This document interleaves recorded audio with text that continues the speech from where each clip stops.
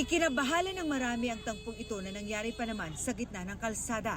Basag ang bintana ng pickup truck kung saan may pinapababa ang isang naka-helmet. Habang ang isa pang naka-helmet biglang lusob sabay saksak sa mga gulong ng pickup. Maya-maya pa, makikitang may dala palang baril ang lalaking kumakatok sa loob habang pilit na may iniaabot ang nakapasok niyang braso.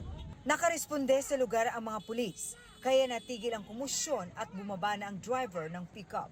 Ayon sa Makati Police, nangyari ang insidente sa Chino Roces Extension sa Barangay Magallanes sa Makati. Pero paglilinaw ng Makati Police Chief, karambola ang mitya ng insidente. Yung video circulating online was a vehicular accident. Hindi po siya not a robbery, hold up, or a road rage incident. Nakuha na ng CCTV ang pagbangga ng pick-up sa isang kotse na bumangga tuloy sa isa namang motorsiklo. Pero sa halip na tumigil ito, tinakbuhan umano ng pick-up ang mga biktima. Nabangga rin siya, no? Yung kotse may nabangga rin. Sa pagtakas, may nabangga namang isang SUV sa isa pang bahagi sa Makati, bagaman wala nang kuha sa CCTV. Bumaba na po yung driver. And then nga, nabanggit na po, na turnover na sa Makati, and then eventually po, turnover namin sa Taguig.